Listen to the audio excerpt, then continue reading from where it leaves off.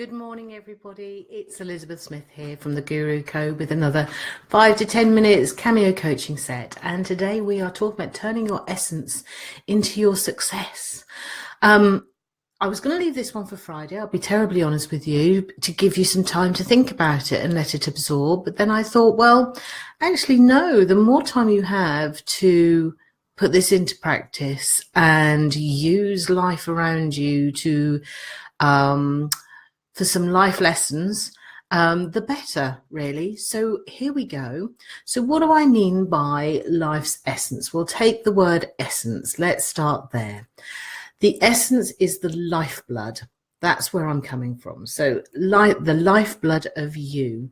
We're talking about your intrinsic nature, your indispensable qualities. Now, that all sounds really quite, hello, hi, Kaylee, hi.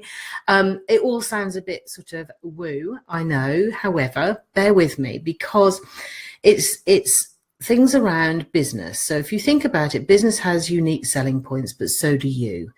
And I think that we don't spend that amount of time on it. So I want to know, what are you offering the world? What are you offering in your life? Think about your statements of support when you go for new jobs. What are you trying to get across to them? Words are not enough. The English language is almost barren of enough words to describe what essence really means and what your essence is in order to sell that out there. So if we're not talking about words, think about, again, go along business. What does your branding say about you? Now, a lot of the time we hide away from all of this because we are often concerned with being judged. Well, here's the raw truth. Everyone is being judged. It doesn't matter what you do. You will be judged. You'll be judged for the clothes you wear, the shoes you wear, the haircut you have, the earrings you choose, the perfume you're wearing, the aftershave you're wearing. It doesn't matter. People will have a judgment on you. So let's get your branding meeting your essence. So you are selling yourself to the absolute best quality because you deserve it. So I know this, again, I go back, it does sound strange to some people because you're not potentially in business to get paid by a business or for your own efforts. However, you are in the business of life. You're in the business of being a partner. You're in the business of being a daughter. You're in the business of being a friend. You're in the business of being an employee. So how can you be successful in that? How can you be successful in your career?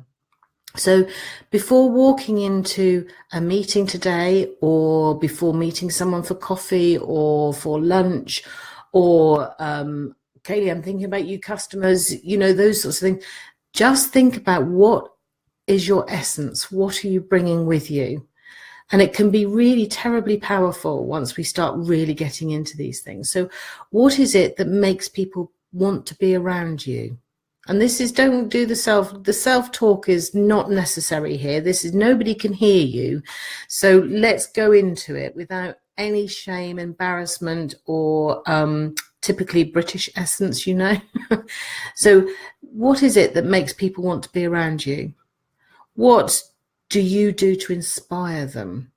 These are the sorts of questions I want you to start asking yourself over the next few days. What do you do to promote them? What do you do to promote their essence and bring their essence out of them? What do you do to develop that? Are you contagious? Think about it, because we draw people to us. So these are the sorts of things that I would suggest. Start thinking about them before you start your day. So it's about, like I said already, it's not about words, because the English language is not rich enough for that. This is about working with your strengths, but your strengths are, when they're written, they're on the surface. Your essence is that much deeper energy. And we start talking about energy here. This is where the woo comes in. So people talk about sort of auras. Now, I'm fascinated with people's auras, and I think there is an element of you can feel people's presence when you're in when someone's got a big personal space. you don't need to turn around. It's all, you often know they're there. You know, when you're meeting somebody, whether it's on a train station or in a pub or in a restaurant or something like that, and you're busy looking through the menu, you're doing something, you're distracted, but you turn around and you just know that they're there. You don't even, there's a sense that they're there. So they're bringing that into the room. And that's what I want you to develop, because that's going to be success. They're terribly powerful and you can't hide from it. This is a human thing. You know when your antennae are going. So this is what I want you to work on. So it's how you express yourself. Now, if you, to find out what this is, you know, when someone says, and it gives you a gift and says, I saw this and I thought of you, and you look at it and you go, good God, why? Whatever makes you think I would want that. Now that's the time when I want you to spend just sitting there and going, what was behind that? What was it they thought matched me with this item? Because you can't hide from that. Someone has made a judgment on you. Are you presenting the right person?